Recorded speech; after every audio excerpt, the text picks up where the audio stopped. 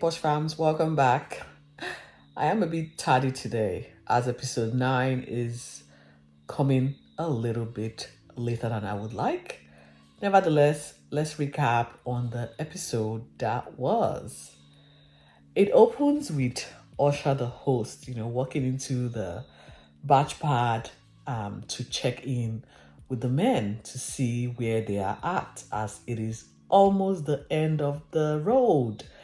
The show is almost coming to an end, guys. Who's getting engaged? Who has formed meaningful connections?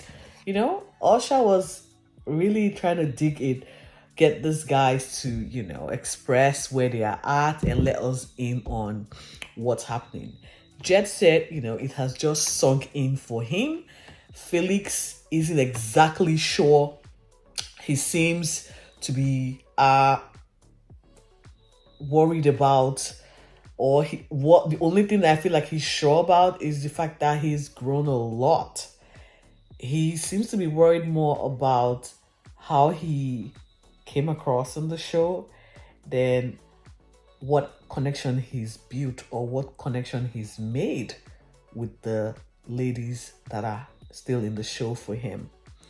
I felt like they asked you, where are your connections at? Not how far have you come? But again, Felix would always be Felix. Well, he did say one thing for sure, that he has challenged himself to see beyond physical attraction. Thomas, on the other hand, is, ready to be wedded.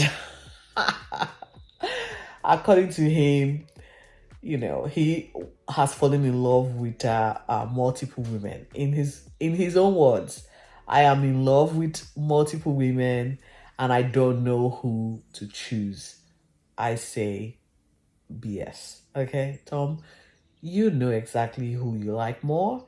Don't try and play this game of let me confuse the viewers. You're not confusing anyone. We cannot know who you want. All right, let's just stop it. Thomas is up for a single date with Lauren, who he again is in love with.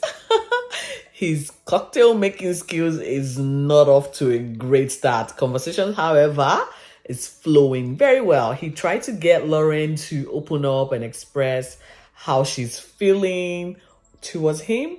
Her reply was rather epic. She said, I'm a hairdresser. I listen to people share their feelings, not me sharing my feelings. And she was like, I am not accustomed to listening. Or rather, I'm accustomed to listening than sharing. I felt for her. She said it's not something she's used to. She doesn't even like opening up, which is fair enough, Most women, especially hairdressers, their job literally, they're like therapists, okay? They listen to people just unpack whilst they get their hair done. So that is what it is. Thomas reckons she is too good to be true and is now looking to find fault in her. We're going to leave Thomas, in his fault-finding mission and head on to Felix and Tilly, who go on yet another single date. This time it's a go-kart racing. According to Felix, he wants as much separation because, as you know, the sexual chemistry between these two is very strong. Philly's goal is ultimately to prevent any form of physical contact. He is over the sexualized dates. Tilly, on the other hand, is not exactly having it. She kept flirting and trying to, be touchy-feely. And you could see Felix really just wincing back, like, leave me alone. Girl, get the clue. Stop. Meanwhile, Jed and Alicia are on an exhilarating adventure on the Sky Point walk. He's got a fear of heights. Poor him. But you know what? This was quickly subdued by Alicia with her touching, holding, reassurance, and kissing. At this point, old mate Jed expressed his feelings from his fear of height to him now falling in love or having deep feelings for Alicia. He's falling in love with her. All three daters, kind of arrived back at the batch pad, and it soon became apparent that there was tension between Tilly and Felix. Felix let her know he wants more from her than the physical connection that they have. I will say this. This is the most serious Felix has been since the onset or since the premiere of episode 1 or the show. I was like shocked. This guy literally was serious. Like, you know what? Let's stop now. Let's get it serious. No more touching. Stop with the touching. I want to know exactly who you are. I want to know what you're about. I want to know what your plans are. Tell me. Tilly could not form a word or a sentence. I was like, what's going on? Tilly, I was like, are you serious? She even couldn't come to terms with the fact that Felix is saying no more to the physicality. Let's go deeper. Let's go deeper. I don't think she came to the realization that she exudes sex and nothing more. In my opinion, she's got no depth at all. She was unable to express whatever it is she's feeling. That is, if she's feeling anything other than, their physical connection, which is, plain sex. She came off as empty. I guess, attraction and attractiveness opens the door, but substance and intelligence keeps that door open. And she had none of the latter. This pretty much confirms that something, more happened during their steamy single date where they couldn't, get enough of each other. And Felix is tired of exploring anything further. I didn't see this coming. Like, I thought, there would be something. I mean, there was going to be more from this two, but it seemed like it's the end of the road here.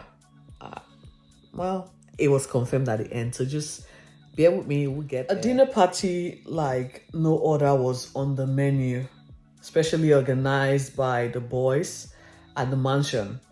And soon, a game of Never Have I Ever, championed by Bella, shook things up. Felix, once again in the hot seat, revealed to the ladies his conundrum. He is uncertain. Alcohol and games is never a good mix, guys. It is never a good mix. I will say this. Admitting that he has zero expectation and hesitation walking into this show. But for him, his perspective has certainly changed from when he first walked in. I would say his honesty is admirable. However, it's been how many weeks now, and you can't tell me you haven't formed at least or made one connection. Felix, really? I am finding it very hard to believe. Now, the big talking point at the dinner was a question posed by Abigail to Felix about Jessica and her polyamory ways. He basically said, he's giving her props for owning up to her truth.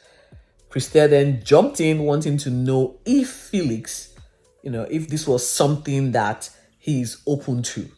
And he straight up said, absolutely not. I am not. This is not something I'm going to be attempting or with my significant other. And Christelle was like, okay, if this is where you are at, I'm going to bring Jessica into this hot seat. So Christelle decided she was going to put Jessica on the hot seat, and she wanted to find out exactly what Jessica wants out of this show, knowing that Felix will never be into an open relationship. Surprisingly, Jessica responded, and her response was not what I expected, given the fact that she's been very cagey about what she wants out of this whole situation and what the expectations are from her point of view. I quote, she literally said this, and I'm quoting, she doesn't want to be with one male reproductive organ. That's exactly what she said. I do not want. I am using the male reproductive organ as a nicer way of just saying what she said, which was worse. She said, I do not want to be with one, whatever.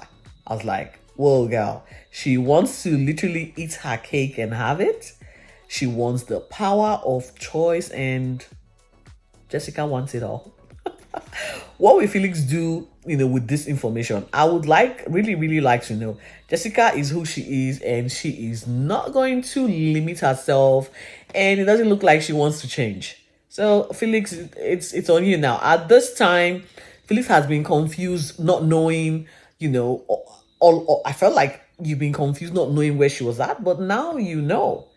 You've got all the information at your fingertip or at your disposal to make that call or make the right decision that you think you want, because you said, I don't want to be in an open relationship when I'm out of this show. So what is it? Tell us. From the look of Felix's face, you could see that Jessica's answer to Crystal's question rattled him a little bit. He was taken aback. Now, who knew that all it was going to take to get stuff out from Jessica was Crystal, the shrink, I guess. Pretty much Jessica is all about the good time. She is that kind of girl that is, forever going to be with you just to have a good time. So wife her at your own peril. Seriously. She's not having it. Polyamory is her lifestyle choice. As the conversation continued, in walks Osha, announcing that it is about to kick off with a rose in play, and the girls were shocked. He said, on this date, there are 3 girls leaving tonight. So the rose is in play, 3 girls will be leaving, 1 from each bachelor. And it kicked off with the girls scrambling to make one last ditch effort to get their bachelor's attention. Bella said it best. It's the Hunger Games. And no sooner had Usher walked in with the rose verse, or rose, whatever they call it, rose verse, yeah? At least Jed, was the first to go. So from Jed, Alicia, Angela, and Courtney each got or received a rose, leaving Bella without a rose, and she exits the show with the tattoo from the blind date to console herself. Bye, Bella. And next is Thomas. So Thomas gave Leah, Lauren, and Christine a rose. They all secured a rose, and Jasmine doing the walk of shame home without the rose. And the final dramatic moment was Felix. Felix presented a rose to Jessica, Abigail, and to surprise Crystal. Even I was surprised because I did not think she was going to make it to this point. I thought she would be leaving the show, 4 episodes in. And here we are, episode 9. She is still in the show. She's in fact made it to episode 10, guys. Who would have thought it? And with Crystal receiving the last rose, it meant Tilly was going to be leaving tonight. So emotional Tilly left us tonight. It wasn't an easy exit. She cried all the way through. She actually made one last effort to, express whatever she said she was feeling to Felix. But at that point, it was too little, too late. She left heartbroken. Sorry. She left physically broken. Pun intended. It just made the night a little bit solemn. But there you have it, guys. That is episode 9 covered. Episode 10 is definitely on its way, and I'm going to try and recap that as soon as I can. In the meantime, stay safe and be focused.